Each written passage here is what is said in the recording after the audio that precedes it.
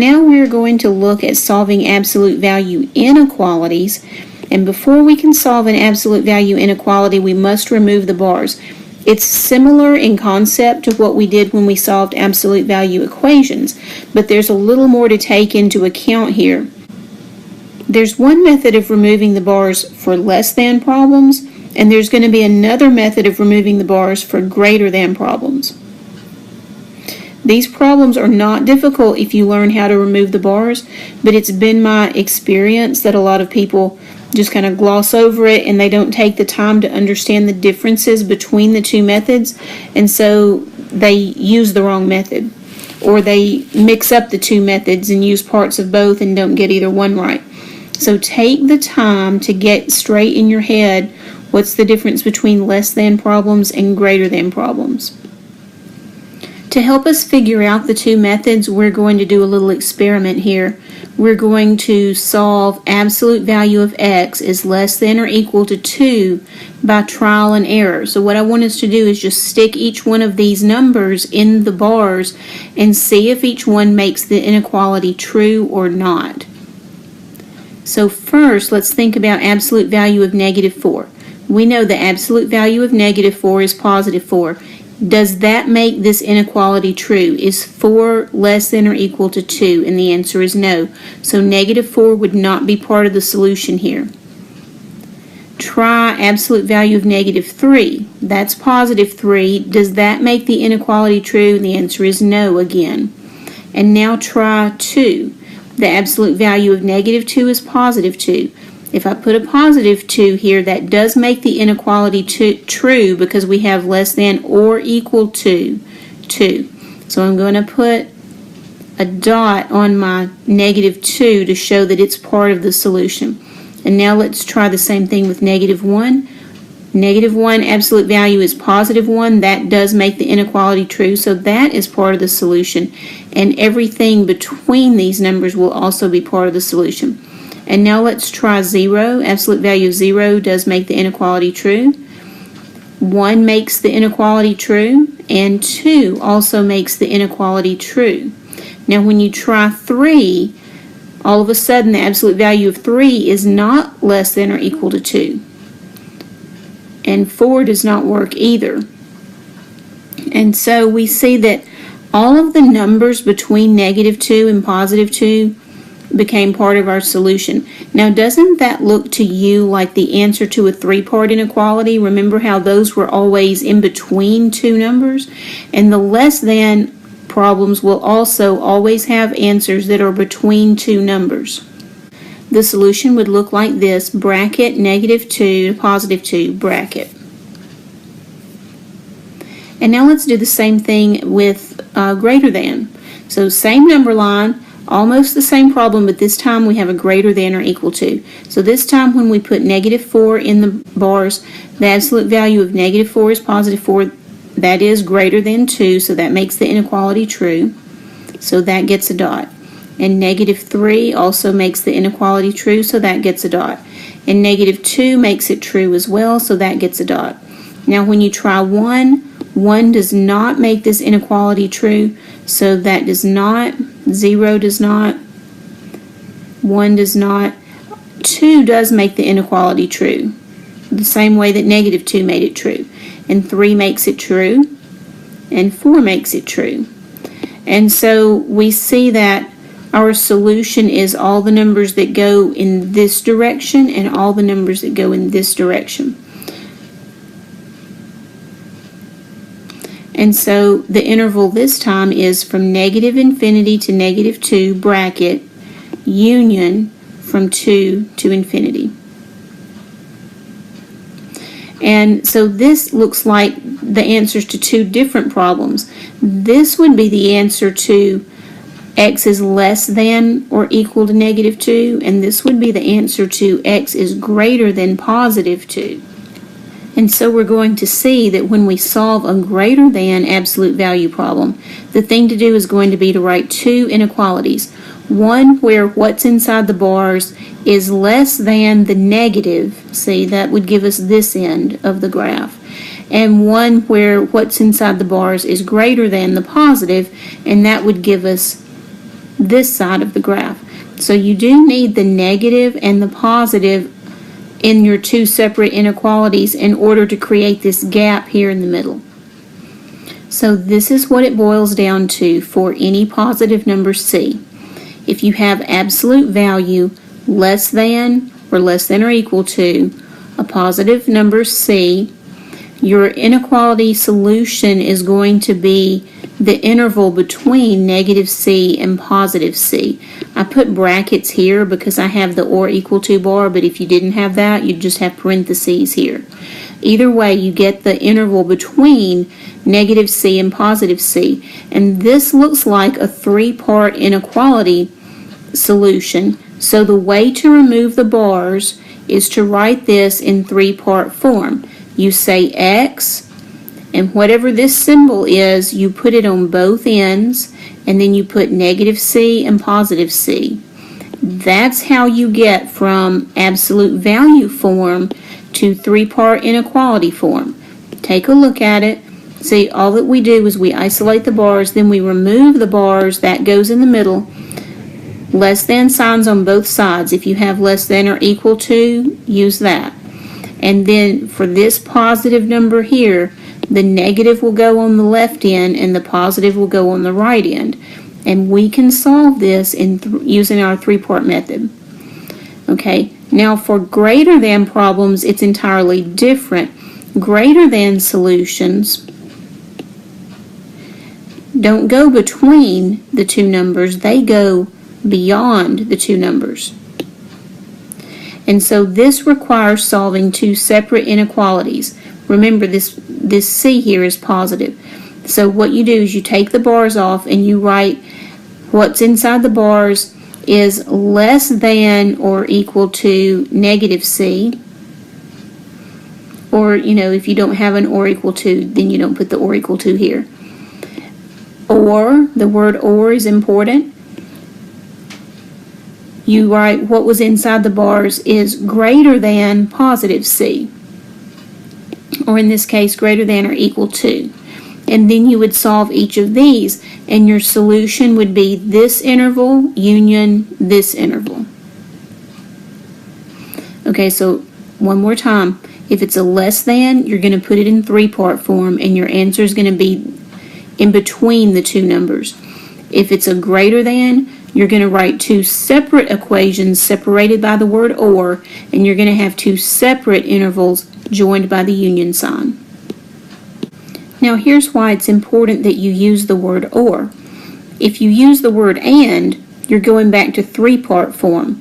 And implies that x has to do this and that. But we're not going to have any x's that can do this and this at the same time. There are no numbers, for example, that are less than negative 2 that are also more than positive 2. No number can fit in both intervals, so we need the or in between to show that any number that's either in this situation or in this situation becomes part of our solution. Now for our first example of solving absolute value inequalities, we're going to take the same absolute value bars, and the first time we see them we're going to have them less than 7, and the second time we see them we're going to have them greater than 7, so that we get to see the difference between the two methods without getting it confused with the different numbers. So first, because this is a less than a positive number, we know that we're going to write this in three-part inequality form. So I remove the bars and I put less than signs on both ends, and I put on the left negative 7 and on the right positive 7. So what's happening here is that 2x plus 1 is trapped between negative 7 and positive 7, but we need to find out where x is trapped. So we solve this like a three-part inequality. We subtract 1 from each part of the inequality. That gives us negative 8 is less than 2x, which is less than 6. And we divide each part by 2. And that gives us negative 4 is less than x, which is less than 3. And so we found out that our x is trapped between -4 and +3. On the number line, this is what that looks like. And in interval notation, it just goes parentheses, -4, comma, 3, parentheses. And now let's look at a greater than absolute value problem. Now remember that because this is greater than, we cannot use the three-part inequality format that we used before. When we did this by trial and error, when we did the less than problems by trial and error a couple of slides ago, we found that the graph we got was the center of the number line. It was between two values, and we were able to use the three-part inequality form to do this because any x that's part of this solution has to do two things at once. It has to be both greater than -4 and less than 3. But over here, when we did this by trial and error, we saw that the solutions we got were not the center of the number line, but the left end and the right end. So that tells us that there are not going to be any x's that do both things at once. So this is going to need to be an or format. So I'll write what's inside the bars is either less than -7, or what's inside the bars is greater than 7. So take note now. For one of your inequalities, change the symbol, change the sign. For the other inequality, leave it the way it is. It'll be greater than a positive number, and that's what you should have. Okay, now solve both of these. And notice that we're using the same steps here that we used over here because the left side is the same. So to isolate x takes the same steps. So it's -1 on both sides. Is divide both sides by 2. We end up with -4. X is less than -4. And here, subtract 1 from both sides, divide both sides by 2. And we have x is greater than 3. Now this is not an and, this is an or. All the numbers that are in our solution either have x less than -4, which will be this interval back here, or they have x greater than 3, which will be this interval to the right of 3. So we get two intervals, from -infinity to -4, union from 3 to infinity. Okay, now do you see that the solving process is not different? We've got it here over and over. Same process. But what's different is on the less than problems, we use a three-part format because we have an and type of situation. And on the greater than problems, we use two separate inequalities because we have an or. One question I get a lot is students say, I don't like to write inequalities like this, or I don't like to write inequalities like this. Can I just write them my favorite way and then remember that the other kind of problem, the graph goes the opposite direction? Like, can I just write them this way and know that for greater than problems this is my answer? Or they'll say, can I just write them this way and know that on less than problems this will be my answer? And the answer to that question is, you can get the right numbers doing that, but why would you not want to write your work the way it's supposed to be? I could I could make out a grocery shopping list and write down carrots and celery and onions when I really mean cookies and candy and donuts, but it wouldn't make sense to anybody but me. Why would you not want to write your work out in the way that matches the graph? And you need to do that when you're showing your work in my math lab. If you write it this way but then come up with this as your answer, it's going to be wrong because this work leads to this answer, not this one. So just learn to do it the way that I'm showing you to do it here. Less than problems are and problems, and we use a three-part format. Greater than problems are or problems, and we use two separate inequalities separated by the word or. Here are a couple of practice problems for you, as always, so please pause the video and try both of these on your own to make sure that you can set up the problems yourself. And now let's go through these together. First of all, I notice that this is a less than problem with a positive number on the right side, so I know that I'm going to take what's inside the bars and I'm going to put less than or equal to symbols on both ends, and I'm going to have -3 and +3 for my left number and right number. And now I'll solve this. I'll subtract 5 from each segment, and that will give us -8 on the left and 2x in the middle and -2 on the right. 3 minus 5 is -2. Okay, now I'll divide each piece by 2, and that's going to give us -4 on the left, x in the middle, and -1 on the right. So this is telling me that x is trapped between -4 and -1. And because of the or equal to bars, I have brackets on my interval notation on my graph. And so our interval notation is bracket -4, comma, -1. Now let's look at our greater than inequality. Because it's greater than, we cannot use the three-part format. We'll have to use two separate inequalities separated by the word or. So we'll take what's inside the bars and set it less than or equal to the negative. So remember, flip the symbol, flip the sign. Less than or equal to the negative of 3. And then what's inside the bars? Greater than or equal to 3. Remember the word or in between them, and that tells us that x doesn't have to do both things. Any x that's part of our solution only has to do this thing or this thing. Okay, now let's solve each one. We'll subtract 5 from both sides, and that will give us 2x is less than or equal to -8. We'll divide both sides by 2, and that will give us x is less than or equal to -4. And on this one, same solving steps. So subtract 5 from both sides and divide both sides by 2. And we find out x is greater than or equal to -1. So x either has to be less than or equal to -4, or it has to be greater than or equal to -1.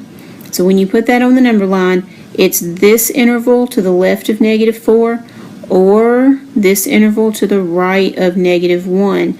And our interval notation goes -infinity to -4, bracket, union, bracket, -1 to infinity.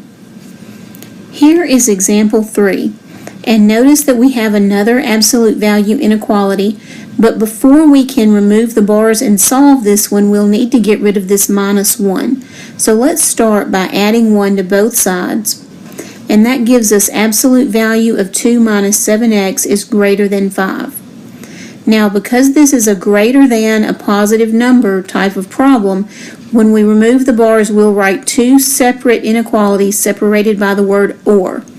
So we'll have 2 minus 7x is less than -5, flip the symbol, flip the sign, or 2 minus 7x is greater than 5. Now let's solve each one. Both will require the same steps. So we'll say -2 on both sides. That will give us -7x is less than -7, and we will divide both sides by -7. Because we're dividing both sides by a negative, we will flip the symbol over, and that will give us x is greater than +1. Now let's do the same steps over here. We'll do -2 on both sides, and that will give us -7x is greater than 3. And then we'll divide both sides by -7, which again will cause us to have to flip over the inequality, and that's going to leave us with x is less than -3/7. Now on the number line, of course, -3/7 will be to the left of 1. And notice that less than -3/7 is going to be to the left of that number, and greater than 1 is going to be to the right of that number. And so just as we expected with a greater than problem, our solution graphs the two ends of the number line. And so our solution in interval notation is going to be -infinity to -3/7, union 1 to infinity. Now here is another one, and this is one you can try on your own. So pause the video and try it on your own, and then we'll go through it together. And now let's try it together. So we have here a set of absolute value bars, but we have a -2 on the same side of the inequality. So let's start by adding 2 to both sides. And that's going to leave us with absolute value of 5x plus 2 is less than 5. Now, because we have a less than, a positive number, we'll write this in a compound inequality form, a three-part inequality. So we'll take the 5x plus 2 and we'll put less than signs on both ends, and we'll put -5 and +5. Now to solve, we will isolate the x in the center. So let's start by eliminating the plus 2. We'll say -2 for each part.